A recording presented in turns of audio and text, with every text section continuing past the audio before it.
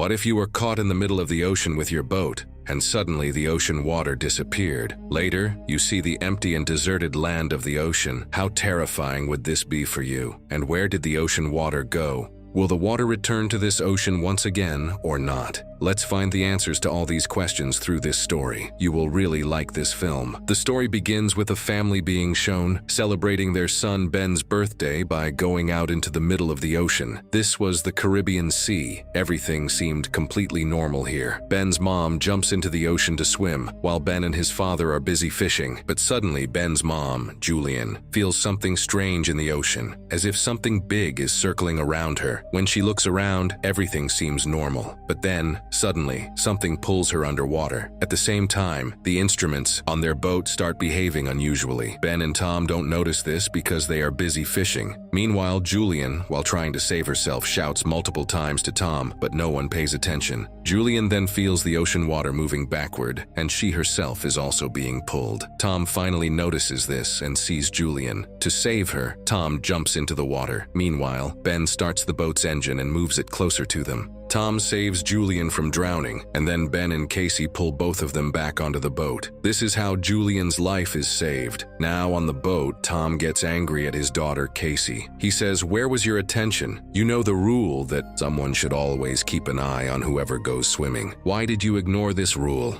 What if something had happened to your mom?" Casey feels guilty, but after she apologizes, everyone moves on. Later, they continue celebrating their son Ben's birthday. Just then, Casey receives a call from her boyfriend, and she notices that a massive storm is approaching the city behind him. Seeing this, Casey gets a little worried because, at this moment, they were not in a safe place. She goes and informs her mom and dad about this. Afterward, they start checking the safety of their boat. While checking, they notice that many whales and sharks are circling around their boat. Tom knew that whales or sharks behave this way just before a massive, terrifying storm arrives. By now, they had already anticipated the approaching storm. But before that, they had to deal with these sharks. Just then, their boat is hit by a powerful jolt. To check it, Tom goes underwater and sees that a large dent has formed under the boat, likely caused by a big shark. After checking, when Tom returns, he is badly injured. Seeing this, Julian stitches his wounds. Here, Tom informs his family that due to the dent caused by the shark, they won't be able to move the boat forward. Now, their only option was to call for help, but there were no signals. Their boat's communication system wasn't picking up any signals. In this difficult time, Tom checks their food and water supplies. They only had enough drinking water for 4 days, and nothing else. However, they were reassured by the fact that they were on a shipping route, and sooner or later, some ship would pass by and spot them. While they were discussing this, they heard a loud noise from outside. When they went out to check, they saw a large freighter heading straight toward them. It could collide with their boat. To avoid it, Tom quickly starts the boat's engine, but he knew that doing so would destroy the boat, and that's exactly what happened. Their boat's engine was ruined, and the other freighter also started moving toward them. Now, to save themselves, they had no other option but to go to the lower part of the boat and put on life jackets. After this, they heard a loud noise, and they all lost consciousness. When they regained consciousness, they found themselves alive, although they were injured. But the surprising thing was that there was now a huge hole in their boat, yet no water was entering it. When the entire family stepped out of the boat to look around, they were shocked by the sight. Around their boat, fish were lying on the ground, and their boat was now in a rocky, mountainous area, as if they had landed on another planet. The place had completely changed. Tom quickly took out his compass and checked the direction. He realized that something had gone wrong with the Earth's poles. The North Pole had shifted to the south, and the South Pole had moved to the north. Because of this, all the ocean water had moved to where land used to be, and now the ocean floor had turned into land. After realizing this, everyone was stunned. Tom also told them something even more terrifying. Anyone who was alive on the land during this shift would have died. Hearing this, Casey got extremely scared and locked herself in the cabin. Meanwhile, Julian started gathering whatever little food was left, and Tom released all the birthday balloons into the air, hoping that if anyone was alive, they might see them. After this, Tom tried to contact someone via radio. He didn't expect a response, but to his surprise, he got one. The response came from a captain who also knew about the ocean's shift because he, like Tom's family, was in his submarine. The captain told Tom that the Earth's poles would return to their original positions in about a week. This meant that the ocean would return to its place after a week, but the waves would be extremely extremely dangerous at that time. Therefore, the captain advised Tom to find a high place and move there, as their chances of survival would be greater. Hearing this, Julian immediately told her children to start packing. Tom asked the captain, "Since your submarine has a better chance of survival, will you take my children with you?" The captain replied, "Of course, brother. I would like to do that, but I can't. My submarine can only accommodate 2 people, and one of my crew members has already died. I can take one person, but one will still have to stay outside." Tom then pleaded, "With the captain, please find a way to take both of my children. In return, I will do anything you ask." The captain eventually agreed to his request. After this, Tom estimated the location of the submarine and told his wife, "We can reach there in just 2 days. This means we can safely get our children there before the ocean water returns, and in this way, both of our children can be saved." The next morning, the entire family was preparing for their journey when Tom noticed a strange man approaching from a distance with his dog. Tom saw that the man was injured, so he decided to help him. He even gave him water. However, after drinking the water instead of thanking Tom, the man attacked him. Julia, who was standing at a distance, also witnessed this. The man used a nearby knife to attack Tom and killed him. Julia couldn't save her husband, but she quickly went inside the boat and locked her 2 children in the cabin. She then gave Casey a flare gun and instructed her to use it only in extreme emergencies. As they were discussing this, the man reached their boat. To escape him, Julia hid in the bathroom and began stitching her wounds. Meanwhile, the killer started searching the boat. When he found food, he began eating, as if he hadn't eaten in days. After eating, when he went to check on Julia, he found the cabin empty. In reality, Julia had escaped through the hole in the boat. However, the man's dog spotted Julia, and in desperation, she had to kill the dog to avoid being caught. She then hid under the boat. Although the killer couldn't find her, when he saw his dog dead, he realized that Julia was outside the boat. As soon as he went down to catch her, Julia climbed back onto the boat, using a broken glass to make her way inside. However, shortly after, Julia was caught again by the man. He grabbed her by her hair, beat her brutally, tortured her, and began choking her. In an attempt to save herself, Julia started fighting back. Meanwhile, Casey, who was watching all of this from the cabin, remembered that this was the right time to use the flare gun. She fired the flare gun, which didn't harm the man much, but it set their boat on fire. Julia quickly rescued her 2 children and escaped the burning boat. As they were leaving, the killer attacked Julia again, but this time, she kicked him and pushed him back. Outside, Casey and Ben broke down in tears upon seeing their father's dead body. They had never expected something like this to happen. Just then, she noticed the killer had escaped the burning boat and was now coming after them. Realizing it wasn't safe to stay, Julia took her children and ran away. After running for a while, they were exhausted and stopped to rest behind a hill, thinking the killer might have given up. Ben was still crying, and Casey tried to comfort him by offering him clean water to drink, but Ben refused. As they were talking, Julia noticed that the killer was still following them. The 3 of them quickly started running again to escape the killer. They were tired, but every time they looked back, the killer was still behind them. They didn't stop and kept running until they reached a place with toxic water. Although crossing it was risky, Julia ordered her children to go through it. While crossing, their condition worsened, and Julia realized that Ben was dehydrated. They had a few last drops of water left, which they gave to Ben, but it wasn't enough. By now, Ben's sister Casey had lost hope. She didn't believe they would survive and had accepted her death. She even told the others to do the same, but Julia scolded her, saying, "Be quiet and do as I say. We will keep moving forward, and I know I will save you." Following Julia's words, they started walking again.